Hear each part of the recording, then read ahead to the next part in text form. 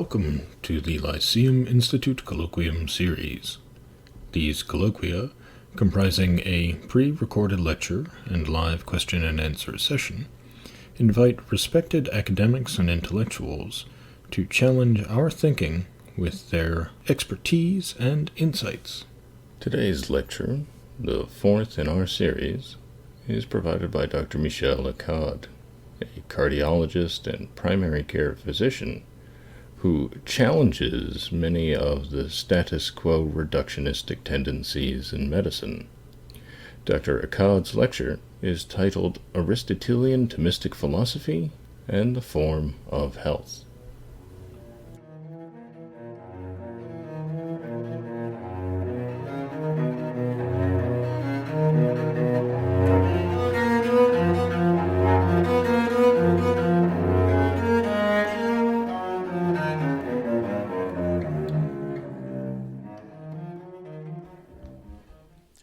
Hello, everyone, and thank you, Dr. Kemp, and everyone else for the opportunity to have me share with you some thoughts on Aristotelian-Thomistic natural philosophy with respect to the question of health, medical care, illness, disease, and that sort of thing. I'm delighted. This is something that really interests me very much and preoccupies me and informs my reflections and my writing. In fact, I came to the study of natural philosophy precisely because I was concerned and preoccupied with important shortcomings in the way we do medical care nowadays in modern societies, not just in the United States, but I think across the world. I think many people are dissatisfied with the way healthcare systems are, and that includes doctors. I was among them. I was unhappy not just in the routine practice in terms of the handling of patients and having to deal with bureaucracies and paperwork and lack of autonomy and things like that. But even in terms of medical science, I thought there were very important limitations in the way medical science approaches health and medical care. And I had a sense that the problems were philosophical. They were not just simply economic or political or a matter of reorganizing things, in a different way. I had a sense that there was a significant underlying philosophical misconception or philosophical. There are philosophical errors in the way we conceive of healthcare and medicine and health and all these ideas. But I had no philosophical background. But I had I was fortunate enough to be able to enroll in a couple of classes in Thomistic philosophy that were given by Father Michael Dodds at the Dominican School of Philosophy and Theology, which is right across the bay from where I live in San Francisco. So I did that maybe 6-7 years ago. I think I started in 2013. I enrolled in a first class in natural philosophy, and then I took a second class in philosophical anthropology, and it was absolutely mind blowing and transforming. It opened my eyes to many different things, and since then I've been able to continue my own education on the topic and make some contributions to the study of natural philosophy and its application to medicine. I think the question of health is very helpful for students of also. I mean, it goes both ways. So Aristotelian-Thomistic philosophy is very helpful for physicians or people who are interested in the question of health from a philosophical standpoint.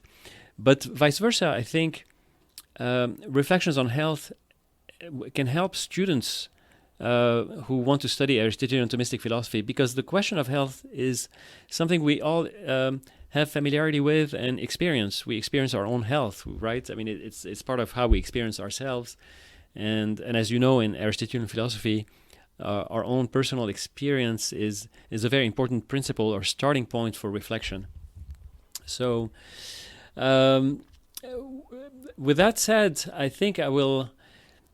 What I will say now, I will give you what is the common understanding about health and disease from a scientific standpoint, which, at least on the surface, seems to inform the medical world's idea about health and disease.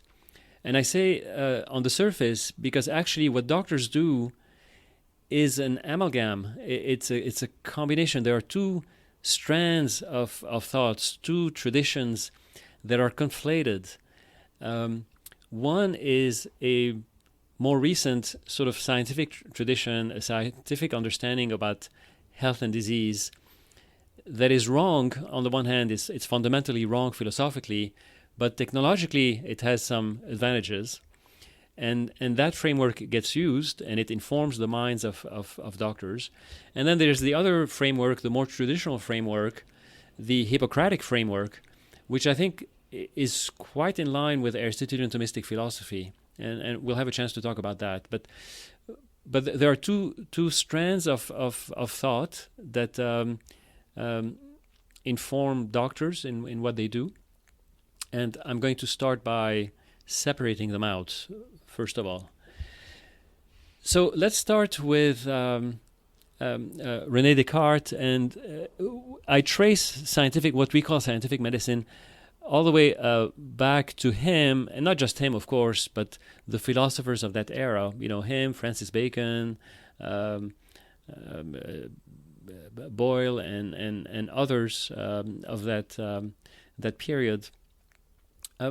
Which is not what the standard idea of scientific medicine is. The standard idea about scientific medicine is that it emerged in the 19th century with the discovery of the germ theory of disease, with the discovery of the cellular makeup of bodies, and the application of scientific rigorous method to research. But I think that's incorrect. I think really we need to trace it back all the way to Descartes. I think it's helpful to do so for a number of reasons. But the most important one is that's when science started. But also Descartes himself, and I'm going to focus on him, he had a keen interest in medicine. He himself, I think, was not very healthy. He was kind of frail. He was preoccupied with his health. And his ideas about health and medicine are the ones that inform scientific medicine. So even though it took 200 years, perhaps 150 years, for those ideas to get validated with the emergence of scientific medicine in the 19th century, nevertheless they were present in Descartes' mind and they were explicit in his writings. And I think we should pay attention to that. So this is how it starts. And some of it may be repetitive. You may have covered it in other lectures or other talks. But in the late Renaissance, early modern period, you have the emergence of a mechanical worldview, right? So there's a movement away from a more Aristotelian worldview, at least among philosophers. There's a rejection of Aristotelianism, and there's a desire to or an interest in viewing the world, the cosmos, in mechanical terms. The reason for that is actually interesting because clearly that was even before Newton, and it was before the atomic theory, before Darwin, before all of this. It's interesting that these ideas emerged because they emerged not because there was necessarily any empirical evidence for a mechanical understanding of the world, but because there was a philosophical and ethical interest in atomism per se. In the Renaissance, the writings of the Epicurean school, the ancient school of ethics from Middle Antiquity in Greece and Rome, and Middle to Late Antiquity, the school of Epicureanism and other ancient ethical schools, those writings were rediscovered in the late Renaissance and appreciated. And along with that, there was a rediscovery of the atomic theory, because the Epicureans were atomists. They were materialists. They were atomists. They had accepted the atomic ideas of Democritus and other pluralists, and so that was part of the whole package, if you will, of Epicureanism. And so when Epicureanism was rediscovered in the late Renaissance and early modern period, people started to reflect on atomism and began to consider it as an alternative to Aristotelianism, because they were dissatisfied for whatever, we won't go into why they were dissatisfied with Aristotelianism, but there was a lot of dispute among the Aristotelians about physics, about the nature of things, the nature of matter, and many important philosophical questions. And so that seemed to provide an alternative that was attractive to many people. But it was the marriage of not only atomic theory, but the marriage of atomic theory with mathematics. And Descartes was himself a mathematician, a very important mathematician. And I think that's important to this marriage of mathematics with atomism gives rise to modern mechanicism, to a modern view of the world as a big mechanic. And you see that in Galileo, who was who was a contemporary of Descartes, a little bit older. You see it in Descartes, and then you see it in everybody since then, right? The marriage of mathematics with the idea that the cosmos, that matter in general, must be fundamentally made of indivisible parts, indivisible things, and they get called atoms. They can be called corpuscles. They can be called indivisibles, or whatever you want to call them. But the idea is that the world is made fundamentally of parts that act and react to one another according to forces of nature that eventually end up being called laws of nature, but forces of nature, and that informs not only our ideas about astrology and the movement of planets and the movement of physical objects as they fall or as they get launched, from a launching pad, or a ball being tossed from the top of the Tower of Pisa, and all that stuff. Not only these physical phenomena, but also physiology. And Descartes himself was the first one to propose the idea that animals are machines, So he was not thinking about animals as machines in a metaphorical sense. No, he really thought that they were machines, that the flesh and bloods and nerves and bones of a dog were really made of parts, fundamental parts, corpuscles, that responded mechanically like an automaton. And he thought that there was no...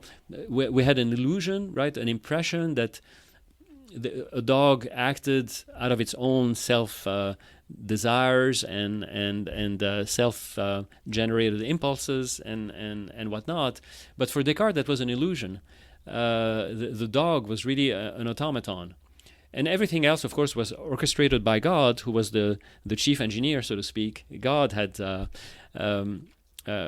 instituted the laws of physics, but the world was mechanical, and all these animals, all the physiology of animals and plants and whatnot was mechanical, and the behavior is kind of illusory, and that's important because it reflects a fundamental aspect of atomism in general.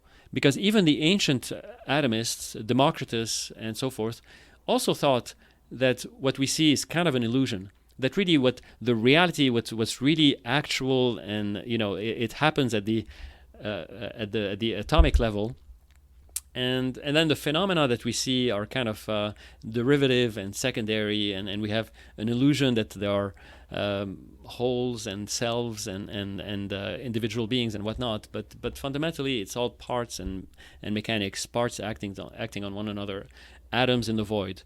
So Descartes proposed that animal physiology is mechanical, and he extended that to the human body. Of course, we know Descartes precisely for his dualism, his separation of the soul as a thinking thing, and the body as an extended mechanical thing, right? So for Descartes, the body was really mechanical. Somehow the soul interacts with the body like a ghost in a machine, if you will, and the soul, human beings. He didn't think human beings were automatons. He thought we had free will and whatnot. But nevertheless, he thought that our body was is mechanical, and the soul is a spiritual thinking thing that is separate from the body, and from that he proposed the idea that health, a healthy body is a well-made clock. I mean, that's a famous metaphor that he has in the Meditations, I think. He talks of the healthy body as a well-made clock, right? Because the clock being the machine, the prototypical machine of the 17th century, it was, the clock that was sort of the marvel of the time. And so the body was like a well-made clock, which means that a diseased body is a broken clock, right? So if you have a disease, it means there's a defect in the machinery, right? There's a break and a mechanical defect, so to speak. And that's the theory of health and disease that is proposed by Descartes and is going to inform modern scientific thought to this day in medicine. At the time of Descartes, it was given the name of iatromechanism or iatrophysics, if you will. Iatro is the Greek root for disease. So you have mechanism of disease, iatromechanism, or these theories. And they were there at the time of Descartes, proposed by Descartes, even though he had no empirical justification for them, right? It's not because he didn't propose iatromechanism because he had discovered cells or atoms or whatnot, and it was pure philosophical reasoning that led him to postulate this theory of health and disease. Okay, and so that for the most part in medicine remains kind of dormant. But then you have Newton, you have the chemists of the 18th century, Priestley, you have the breakdown of water into hydrogen and oxygen, I mean the breakdown, quote unquote, and you have the development of atomic theory by Dalton. You have the discovery of the cell as sort of the unit, if you will, of the body, and that seems in many people's mind to reinforce kind of an atomic corpuscular theory of the body, and gives credence to iatromechanism, if you will. Then you have the discovery of the germs and the germ theory of disease and all that. So this idea of iatromechanism proposed by Descartes is alive and well in the 19th century, and when is a fertile ground for when the discoveries of science indicate that there are small entities, that there are molecules that act on one another and so forth. It essentially confirms that was the correct way of looking at health and disease. So we have this theory of health and disease, which is mechanical, and it as I said, it to this day it's very important, and not just for the body but also for the mind, because then it's in the 19th century you have Sigmund Freud getting inspired by mechanicism, by thinking of the mind, using the steam engine. So it was not the clock anymore, but for Freud it was the steam engine that was the metaphor that he used to explain the repression of what happens when you repress a psychic impulse. Then that steam gets compressed and it pushes out an abnormal behavior that goes out some other valve and so forth. So the steam engine was the metaphor in the 19th century for psychologists. Later on, you have the discovery of the DNA, and the DNA is viewed as quote unquote the blueprint, right? The blueprint for for the machine, the body as a machine.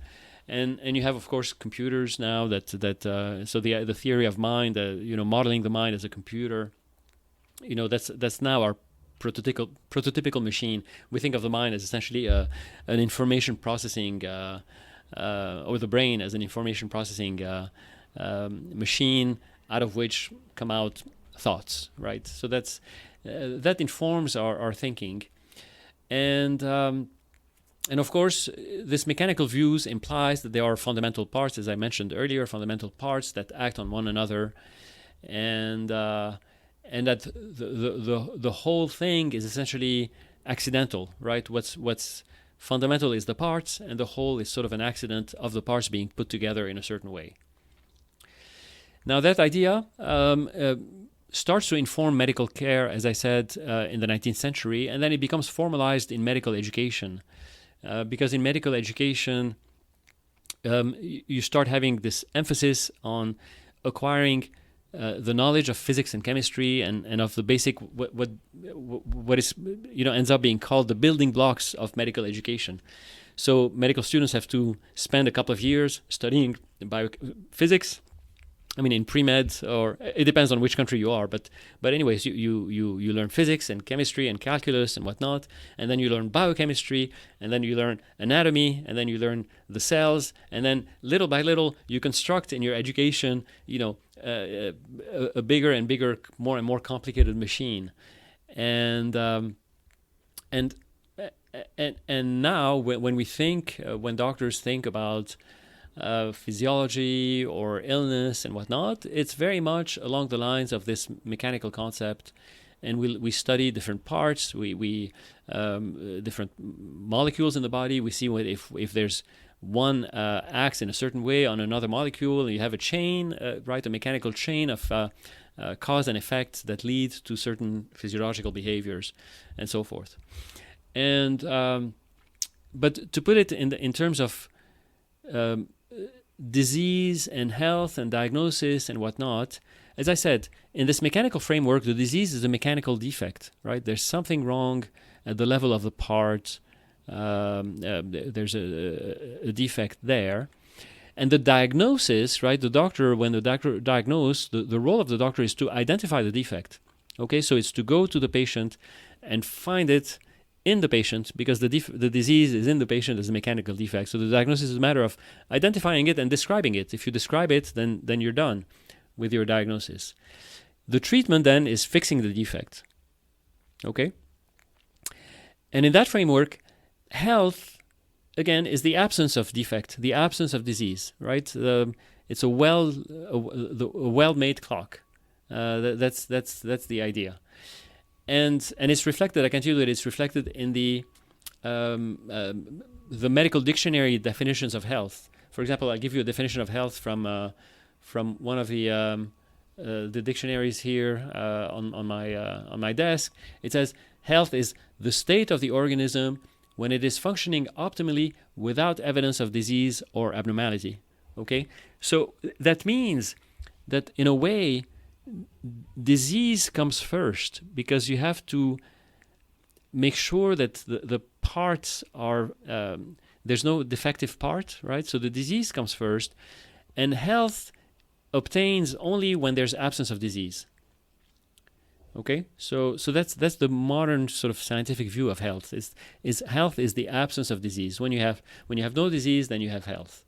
Okay, and this mechanical paradigm, if you will, it gets translated in medical practice, and you may have. I'm going to use an example here from since COVID is on everybody's mind.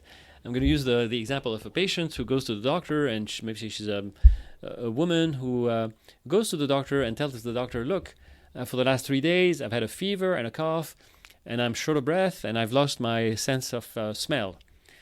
And then in response, the doctor will say, okay, let's examine you.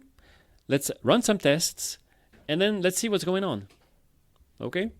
And that, I think, is a very typical experience that you may have, maybe not related to COVID, but other medical experiences. You go, you give a list of complaints, and then the doctor says, let me examine you, let me run some tests, and then we'll see what you have.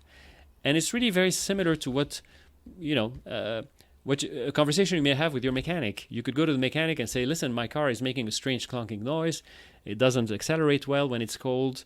And then the mechanic will say, well, let me take a look under the hood and run some tests, and then I'll tell you what's going on. Okay? And out of that sort of framework, you have what is called, when it's applied to medicine, you have what is called medical decisional analysis, where we start viewing the tests that we do. We start analyzing them, and I'm sure you've heard about this now in the age of COVID, or maybe even before. You've learned about false positive test, or true positive test, or false negative test, or true negative test, meaning you apply a test, and if the test result is positive, is it really a true positive? Meaning, is the defect really present? Is the disease really present in the body, or is it not? Because if the test is positive but the disease is absent, then that's a false positive, right? Vice versa, if the test is negative but the disease is actually present in the body, that's a false negative. This diagnostic decision analysis was actually imported into medicine. It's flourishing in medicine right now. It really informs how we think about things. But it was imported from radar signal theory during World War II, right? I mean, all these theories about false positive, true negative, true positive, and so forth, and what is called the receiver operating characteristics of any given test, the ROC curves and predictive analysis and so forth. All of these are things that were imported from the realm of signal detection theory and essentially mechanical stuff into medicine and then applied to the body. Now, the interesting question is that whenever, not the interesting question, the interesting point is that whenever these things get taught to medical students, true positive tests, false negative tests, and whatnot, we're always told that this has to be checked against a gold standard, right? So there's a putative gold standard that knows whether the disease is present or the disease is absent. And it's based, if it's based on that gold standard, your test performance is judged on the basis of that gold standard. Well, that's very interesting theoretically, because in reality, there is no such thing as a gold standard for anything. There's no such thing as a gold standard for health, right? You don't have a prototypical healthy body that we compare everyone to, right? That has some measurements and different parts and whatnot, and the presence of flaws. I mean, that there's no gold standard of health, and there's no gold standard of disease either. Even if you take a disease like, let's take COVID-19 again.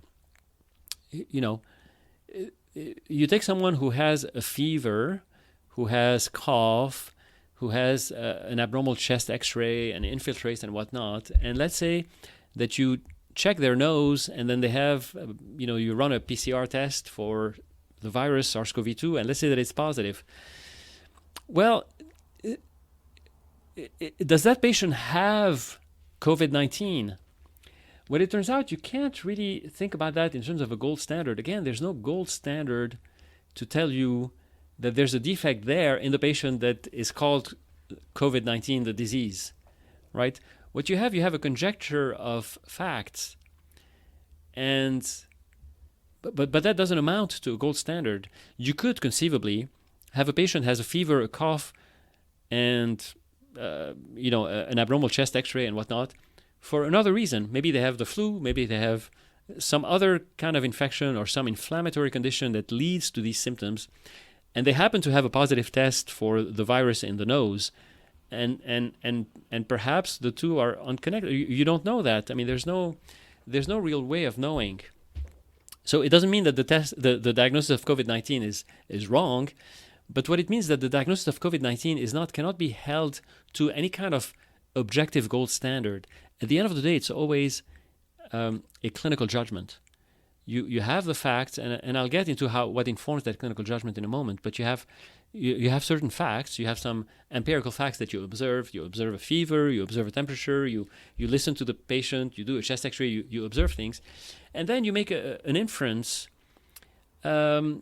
that is a judgment. It is not that you've identified in the patient a defect that designates COVID-19 or designates lupus or designates whatever disease you want to come up with. All you have is some facts, and you make sort of an inferential judgment about those facts. There's no such thing as a gold standard. And the reason there's no such thing as a gold standard is because bodies are not machines. As simple as that. If there were machines, if our bodies were machines, then you could identify a defect. If they were machines, you'd have a blueprint, but and you could identify the defect. But organisms are not machines, and it's important to reflect on the distinctions between machines and organisms. Now you can use your philosophical training to realize that machines are the main distinction. There are many distinctions. They're kind of interrelated distinctions between machines and organisms, but machines don't have an intrinsic unity, right? Their unity is extrinsic. It's an assemblage of parts, right? They have an extrinsic unity. They have an extrinsic purpose, right? I mean, the machine is built by an external agent, and it's built for a purpose that is outside the machine itself, right? I mean, the purpose of the clock is to tell time, and the telling of the time doesn't benefit the machine. The telling of the time benefits the builder of the machine or the owner of the machine, right? It benefits an external agent. The machine doesn't have a self, really. I mean, at the end of the day, it doesn't have a self. It's an assemblage of parts that have functions, and the parts function together for an external function, but there's no intrinsic whole to the machine. The organism, on the other hand, is, first of all, it's not built. Organisms develop, right? They develop. There's no blueprint, so to speak. It's wrong to think of the DNA as a blueprint for the organism. There's no blueprint. There's an intrinsic purpose, right? The dog behaves for the good of the dog. It doesn't behave for the good of... I mean, it can be trained maybe to behave of the good of the owner, but in general, it behaves for the good of the dog, the animals, the plant. There's an intrinsic purpose, and there's self-direction, there's self-growth, and of course, there's self-healing as well. All living organisms self-heal, right? So organisms are not machines, and they cannot be... We cannot think of health and disease according to the model proposed by René Descartes 400 years ago, and it should be rejected. And so we need to think about the alternative view of health and disease. And what is the alternative to the mechanical view? Well, I'm going to give you here the Hippocratic Worldview, which I think is actually very compatible with Aristotelian-Thomistic philosophy. And in fact, it was adopted by people in the Middle Ages and thought to be perfectly in harmony with Aristotelian-Thomistic philosophy. Hippocrates predates, right? I mean, he's the father of modern medicine, so to speak. The Hippocratic school predates Aristotle. I don't have any evidence for it, but I have a strong suspicion that it was very influential on the thought of Aristotle.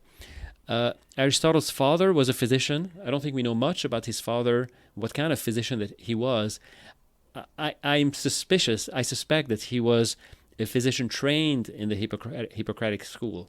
In those days, the Hippocratic school was successful, but it was not. You had all kinds of physicians and different theories of medicine.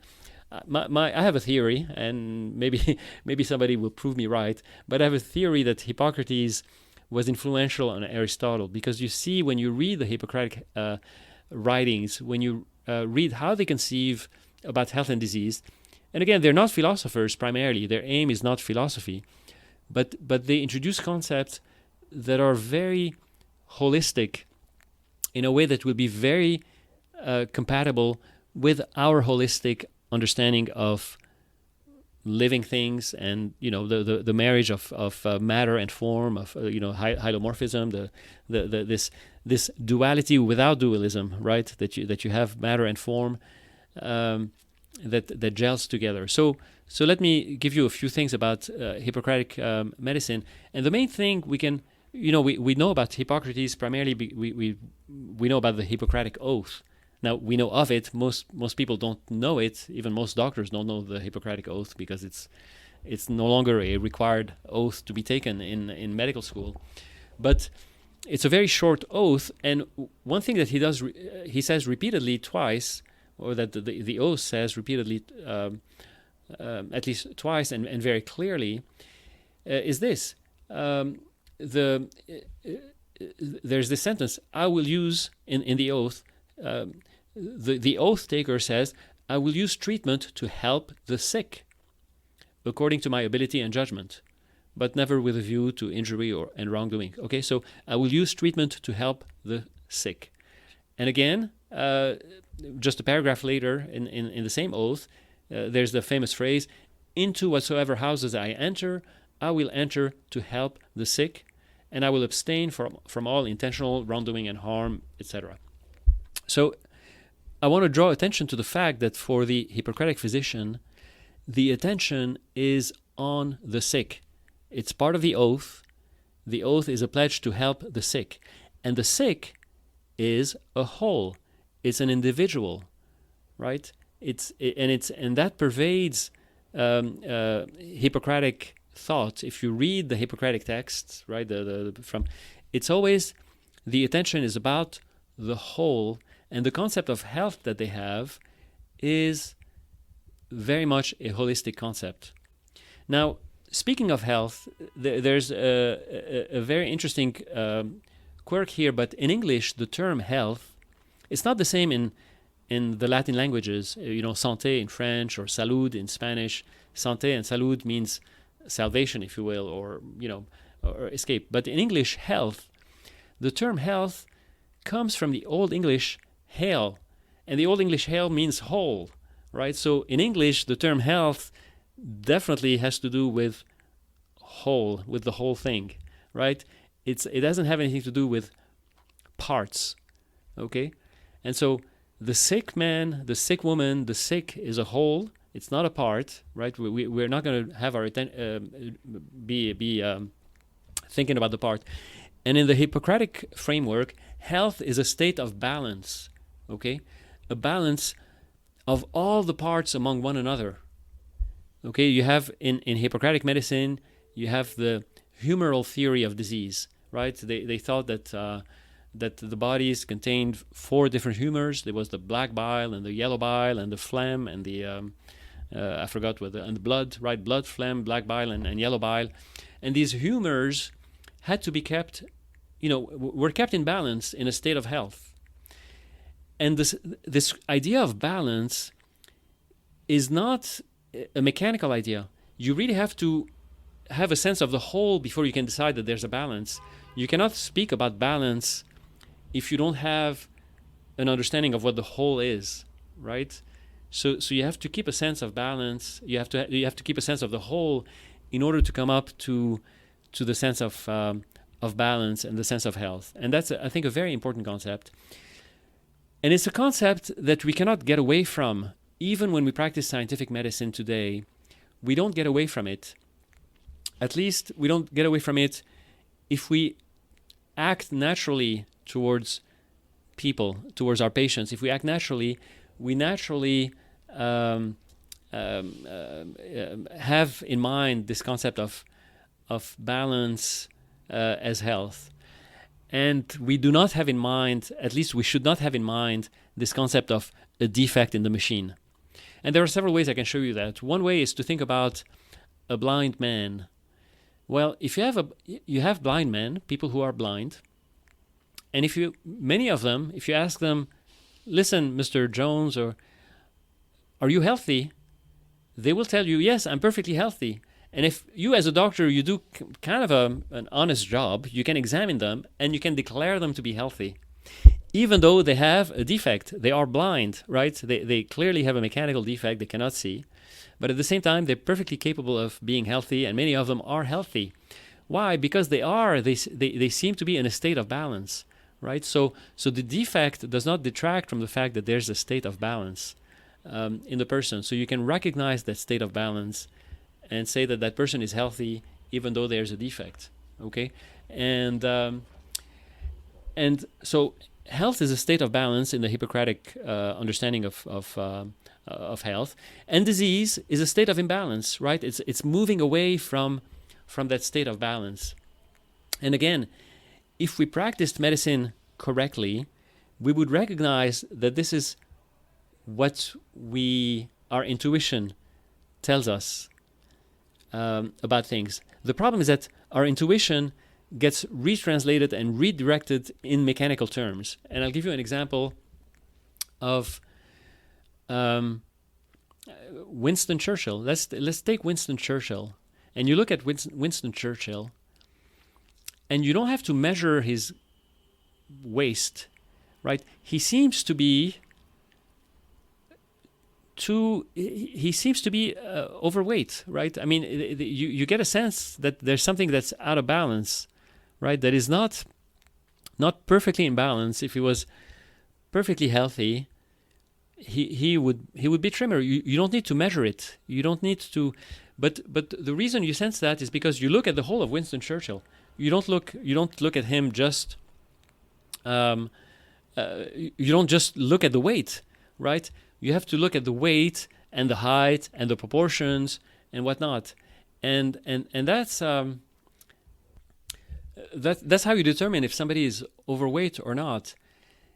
We don't determine that if somebody is overweight by measuring either the weight alone or the weight in some kind of formula related to the height.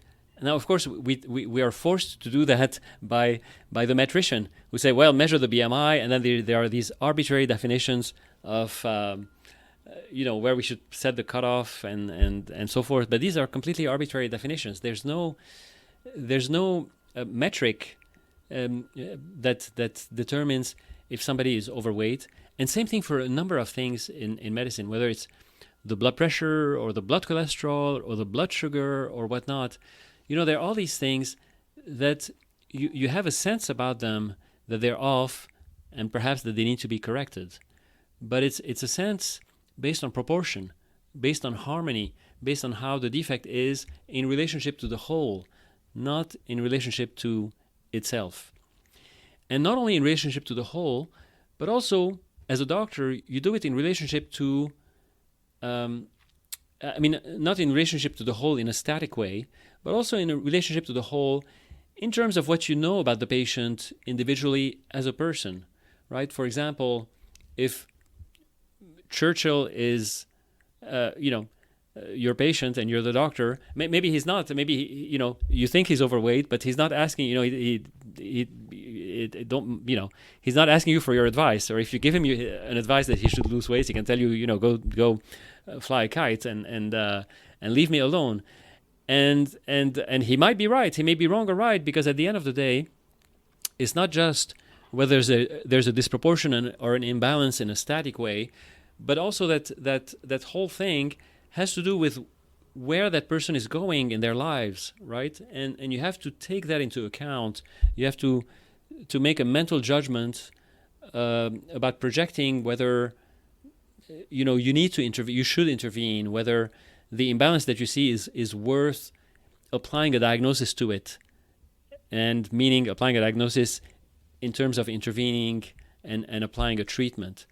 So you really have to factor in all these things. Now, as I said, I think doctors continue and have to do that and do that if they act properly, because that's really the only way of dealing with health and disease, is to have this very sort of holistic approach. Look at the whole person and the balances and imbalances in general, and not individually as a mechanical defect.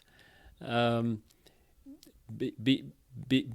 they are forced. Unfortunately, they are forced by this attention to the metrics, to the mechanical things that derail them. And so there's a constant struggle among doctors. And to the extent that they give up their intuition as physicians of doing the right thing, of helping the patient, of considering the patient as a whole, To the extent that they do that, then I think they fail the patient, and they act like mechanics, and they could cause harm.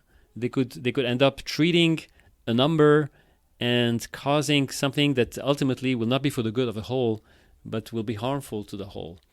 And I think so. So I think that's sort of the crux of the distinction. So if we want to put it, clarify a little bit, in the Hippocratic holistic, and I will say hylomorphic sense of having the organism as a whole, a diagnosis is not a specific defect to be discovered, which is the mechanical view, but it's a pattern of being diseased, whose recognition helps the physician help the sick, right? Because a disease, whether you label it COVID-19 or whether you label it influenza or whether you label it lupus and whatnot, these labels of diagnoses are sort of loose entities. They're more mental constructions in a way. I mean, they're mental inferences that, as a physician, you develop over time because you find them useful. It's useful to categorize a certain pattern of empirical findings and put a label to them, because it helps. It identifies a certain trajectory, a certain prognosis that you can recognize with experience. You can also share that diagnosis. You can share it with other physicians, right? Because medicine tends to be a collegial endeavor, and because we can share our experience and understand things. So a diagnosis is really it's a conceptual model. It's a pattern of being diseased. It's not a recognition of a defect in a machine, right? And because the diagnosis is aimed at helping the sick, it's fundamentally a decision or a judgment to be made. And in fact, we still have the expression in English, we say we're going to make a diagnosis, right? You make a diagnosis the way you make a decision. It's a judgment, right? It's not a discovery. It's not that you go and look under the hood and discover the diagnosis, right? You make the diagnosis, right? And that's, I think, a very important distinction. And it's important because it's consonant with the true nature of things, right? Because at the end of the day, we intuit the nature of things. So if you've had Aristotelian Thomistic philosophical anthropology, or maybe in your basic introduction to, that the mind abstracts the nature of things, the human mind. So we know and we can tell dog, we can tell rose, we can tell oak tree, we can tell the nature of human.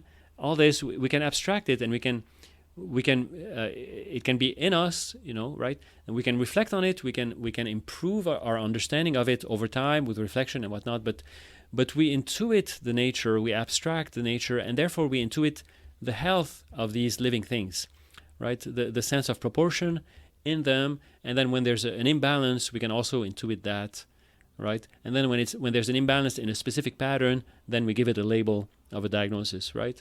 So to summarize, the distinction between scientific diagnosis and the correct clinical, Hippocratic, hylomorphic, if you will, diagnosis is that the scientific diagnosis is based on a mechanical view of organisms and as machines, right?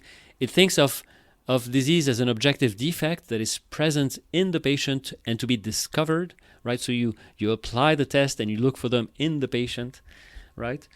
And in the scientific diagnosis, when you do that process, in a way it's separable from therapy, because in a way you can identify the defect in the patient as being one set of activity, completely distinct from the activity of the therapist, who once you know what the defect is, then you're going to apply the therapy. In the correct clinical Hippocratic hydromorphic diagnosis is based on an intuitive sense of health and disease, right? It is a pattern or a conceptual model, if you will, of the unhealthy, of being unhealthy, that is recognized and shared among physicians, and it's always connected to prognosis and therapy, right? So you apply the diagnosis only if it's going to make a difference in how you help the patient, whether you help the patient or not. And there used to be a tradition where many times you didn't tell the patient what the diagnosis was. right? And I think there was a lot of merit. There could be some merit in doing that. That in some ways, you don't necessarily want to put labels on things unnecessarily. But when we have a mechanical mind view, we're sort of our hand is forced into applying a mechanical label, right? As if you have lupus, it's in you, it's a defect in you, and whatnot. And I think that's not helpful to patients, right? It's not always a way to help the sick. And so modern medicine is a conflation of these two strands, these two intellectual traditions, if you will, about medicine, about the approach to health and disease, and they're mangled together and they're conflated, and this conflation pervades our medical education, pervades our healthcare institutions, and it's not very healthy. And there are many things that I think are unhealthy about our healthcare system that are precisely because there's a confusion about this. There's a confusion in priority, where the priority is to view the body as a machine, not to view this mechanical model as what it really is. It's a helpful technological metaphor, right? So I'm not bashing scientific medicine at all. If I go to the hospital, if I get sick, I want to have the fruits of scientific medicine by all means, but it has to be recognized as a conceptual metaphor that is helpful to. And that's a different topic. It's an outside topic. I mean, understanding, reinterpreting science in terms of cogent hylomorphic natural philosophy. That's a great interest of mine, but it goes beyond our discussion here. But the bottom line is that medicine and health is absolutely holistic by the nature, by the virtue of the fact that human being and all organisms actually are wholes.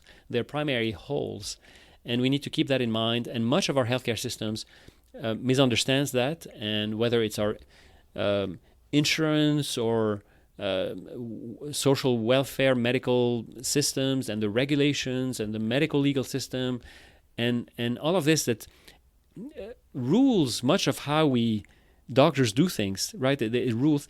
All of this is based on the faulty mechanical understanding from the 19th century and early 20th century. I mean, that's when all these healthcare systems were essentially built and established. They were built on this mechanical misunderstanding of health, and all these institutions have built into them these mechanical principles, and they are forced onto doctors and patients. And so, if we want to have meaningful medical reform, we must clarify the basic principles of medicine. They have to be rooted in a good understanding of what health is, meaning a good natural philosophy, which is the perennial Aristotelian natural philosophy, Aristotelian-Thomistic natural philosophy, which is the correct way of understanding all these things, and without that, we just are spinning our wheels. And okay, so I think I'll stop here, and I hope you found this interesting and hopefully not too rambling. But let me know, and if we have a Q&A session, I'll be happy to participate and field your questions. Thank you very much.